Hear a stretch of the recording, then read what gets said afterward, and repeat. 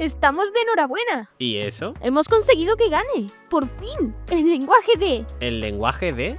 ¿Qué lenguaje es ese? ¿Una mejora sobre C? No, ni siquiera fue creado en los laboratorios Bell. Pero, ¿pretende ser una evolución sobre C? Se creó sobre las carencias que la empresa Digital Mars detectó sobre C y C++. ¿C++? ¿Entonces se trata de un lenguaje orientado a objetos? ¡Totalmente! Aunque no debería haberse llamado D. Si hubiese surgido en los laboratorios Bell, hubiese tenido otro nombre. ¿Por qué otro nombre? ¿Después de C no viene D? Te lo cuento tras el inciso.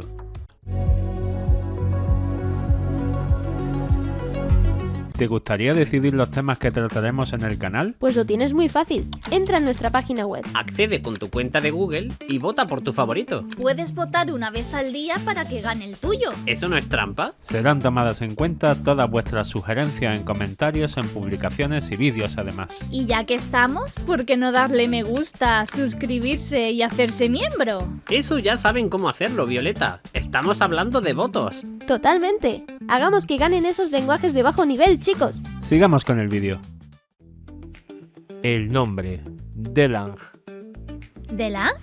¿También le pasa como a Go que la gente asume que hay que agregar lang? En verdad, en este caso son ellos los que lo proponen porque buscar simplemente D en un buscador es tremendamente difícil para localizar el lenguaje. Pero en lo que estábamos, Pro, dijiste que el lenguaje D no sería el nombre del sucesor del lenguaje C. Exacto. Si recuerdas nuestro capítulo sobre el lenguaje C, no hubo lenguaje A. No, porque el lenguaje original y la base de todo fue BCPL. De ese lenguaje, como versión reducida, el gran Ken Thompson creó el lenguaje B. Exacto. No hubo lenguaje A.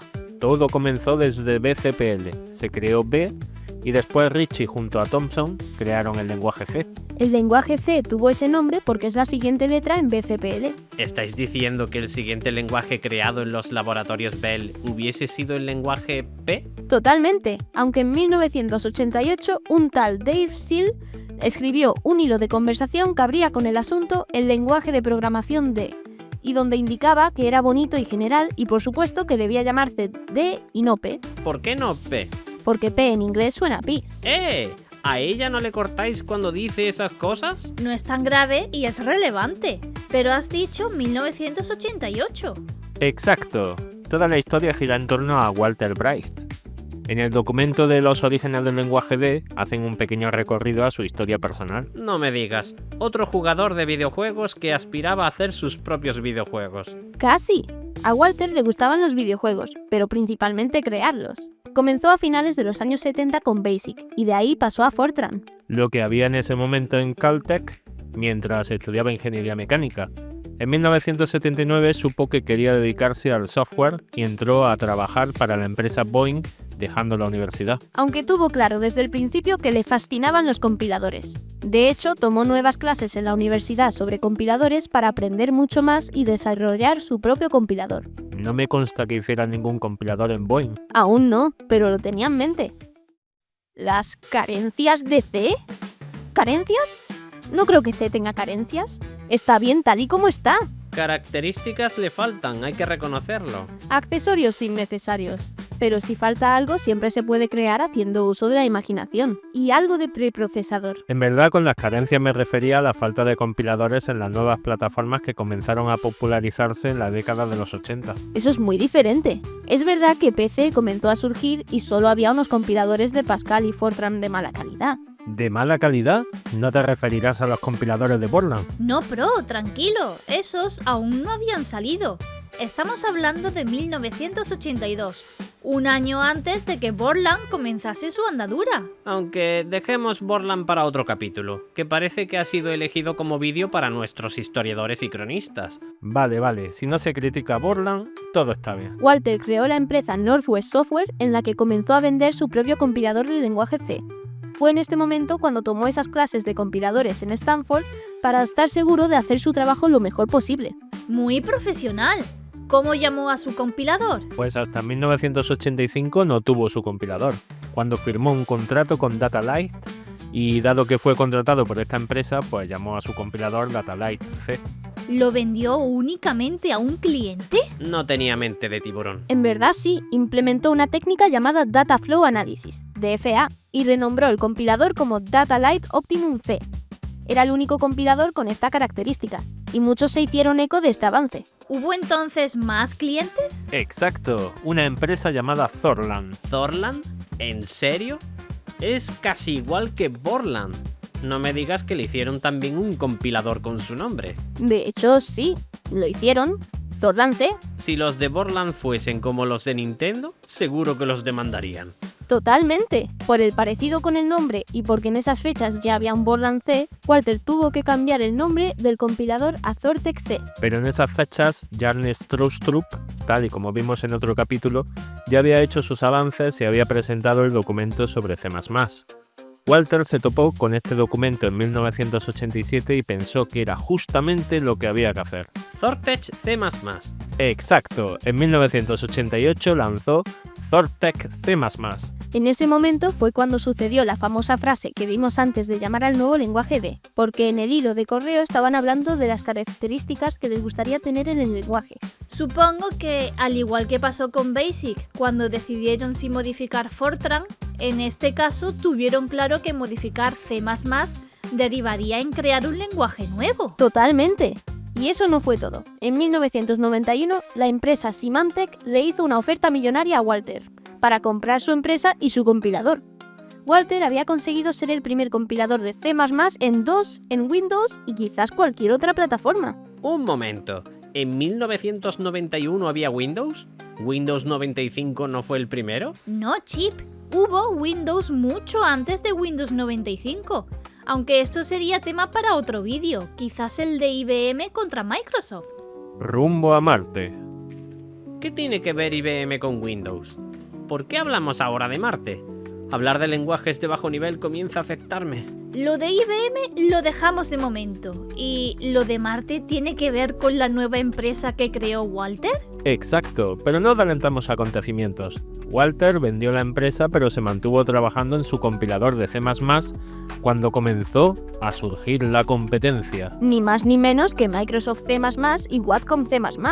Dos titanes. ¿Y qué hizo Symantec ante la amenaza? La verdad es que sus movimientos vistos en retrospectiva no se ven muy inteligentes. Totalmente. Se dedicaron a mejorar su compatibilidad con Microsoft C++ para no salir del tablero de juego en Windows. Parece que dejaron de liderar en el sector. ¿No hubiese sido mejor adherirse al estándar? No había estándar aún. En la Wikipedia podemos leer que C++ no fue estandarizado hasta 1998. Así que cada empresa implementó lo que consideró oportuno. El trabajo de Walter se centró en el mantenimiento de C++ y el contacto con los clientes tanto por email como por Usenet. Y antes de que lo preguntes, sí, hoy en día no es tan popular, pero antes los centros de noticias eran los foros de consulta obligada para aprender y resolver dudas. Vale, vamos, el Stack Overflow de la época. En mayo de 1996, Symantec decidió adentrarse en el negocio de Java, haciéndole la competencia a Sun Microsystems creando su Symantec Café. Todo el ecosistema Java gira en torno al café, ¿eh? O haciendo referencia a la isla o islas cercanas a Java. El aprendizaje le fue bien a Walter porque era la primera vez que se acercaba a un lenguaje con recolector de basura. ¿Y qué impresión le dio? ¿Lo estudió en profundidad? Totalmente. Se hizo con el libro de referencia y autoridad indiscutible en su día sobre recolectores de basura, algoritmos para gestión automática de memoria dinámica de Richard Jones y Raphael Linz. Ya lo veía apuntándose a alguna clase en la universidad para poder abarcar el problema. Es decir, ¿se decidió implementar y usar los recolectores de basura a partir de entonces? Exacto. Walter consideraba a los recolectores de basura como unos enemigos del rendimiento. Y nadie quiere eso, pero su experiencia le demostró que contraintuitivamente los programas con recolectores de basura tienen muchas ventajas y beneficios. Entre ellos, los programas pueden ser más rápidos. Pues ya te digo yo que Python tiene recolector de basura, y lo tachan de lento al igual que a muchos otros lenguajes como JavaScript, PHP o Ruby. No es lo mismo, Chip. ¿No te has dado cuenta de que has citado solo lenguajes de scripting? Ah, Walter estuvo manteniendo Symantec C++ y Symantec Café hasta que abandonó la compañía en 1999. ¿fue entonces cuando creó su compañía de Marte? Digital Mars. Tras un tiempo descansando, se aburrió y quiso hacer algo nuevo. Tenía los mensajes aún presentes desde 1988, donde había sugerido junto con usuarios de sus compiladores ciertos cambios en los lenguajes, y se decidió a hacer un lenguaje. Entonces aquí llegó el lenguaje D. En verdad no. En 1999 Walter presentó su nuevo lenguaje Mars. Y para ahorrar tiempo en la implementación, se decidió a tomar parte de los compiladores previos a su venta a Symantec de C y C++, y continuar desde ese punto agregando las nuevas características. ¿Symantec le dejó? ¿Sin más? No, tuvo que pedir una licencia y permiso. Obviamente, aunque el compilador fue anterior, era parte de la compra que hizo Symantec. Pero recibió la licencia en abril del año 2000. Y recibió un gran apoyo. De hecho, Jan Nepper había oído los planes de Walter y decidió ayudarle alojando la página web del proyecto y el grupo de noticias. Aunque hay que decir que esta primera versión aún tenía mucho sabor a C++ y pocos cambios. Chromium. ¿Te refieres al proyecto libre de Google relacionado con el navegador Chrome? No, no tiene nada que ver.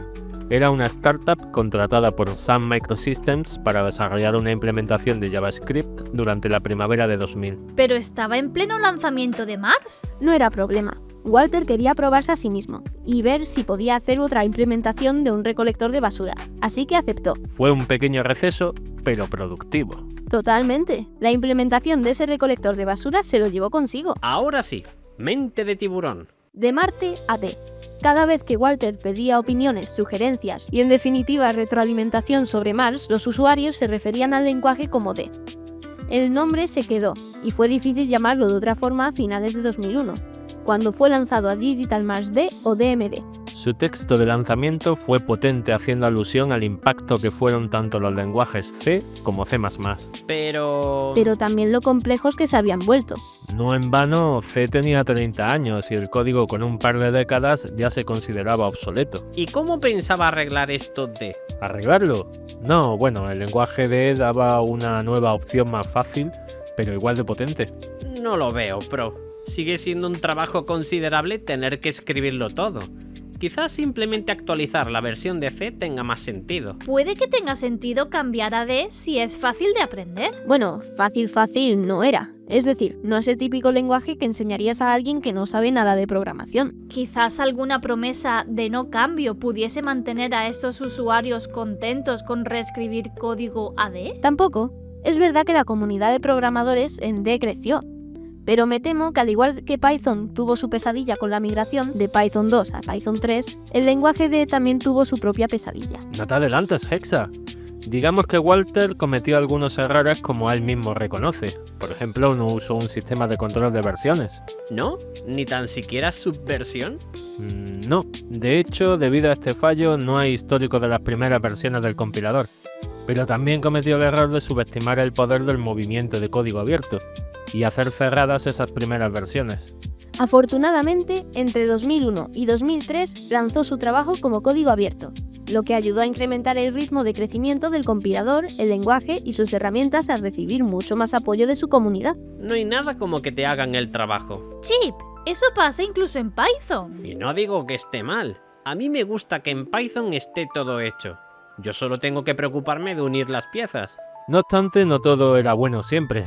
Muchas veces tenían charlas acaloradas donde intentaban persuadirlo de agregar una característica al lenguaje que no había sido planificada inicialmente. Su enfoque de diseño podría resumirse en inténtalo y mira a ver si funciona. De hecho, Dr. Dobbs hizo una publicación acerca del lenguaje D en la que decía que el lenguaje D se parece mucho a C y C++ de forma intencionada, pero elimina características de estos que hacen que escribir programas sea difícil y agrega otras para facilitar la labor.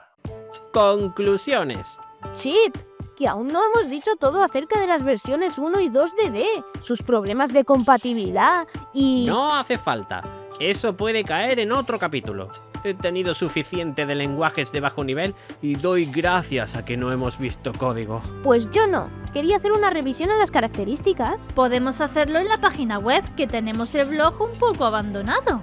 Buena idea. Finalizamos el capítulo entonces diciendo que el lenguaje D es uno de esos esfuerzos nacidos de querer mejorar el estado del arte en ecosistemas donde se utiliza C, I o C++, y que tantos ejemplos tenemos a lo largo de la historia como en el caso de Bala, V, Hair o Carbón. Ya podrían ponerse de acuerdo y aunar esfuerzos. Es muy difícil porque Vala busca simplificar el desarrollo de aplicaciones de escritorio, V de programas únicamente hechos en C, Her también de programas en sistemas hechos en C y Carbon y D de código hecho en C++. Quizá los esfuerzos de Carbon podrían ser invertidos en D. ¿Qué opináis vosotros? Sí, sobre todo los que habéis votado por ver el lenguaje D. ¿Creéis que el esfuerzo dedicado a Carbon debería invertirse en D? ¿Habéis probado este lenguaje? Y en ese caso, ¿lo veis muy diferente a C++? ¿Habéis visto las votaciones? La gente se está volviendo loca votando una misma opción desde varias cuentas. ¿Deberíamos evitarlo? ¿Ponerle límites? ¿Para qué? No les damos ningún premio. ¿Cómo que no? Nuestros vídeos son un premio muy cotizado. ¡Hala, hala! Pues si tanto te incordia, pídele a Pro que haga algo. Ya sé exactamente lo que vamos a hacer.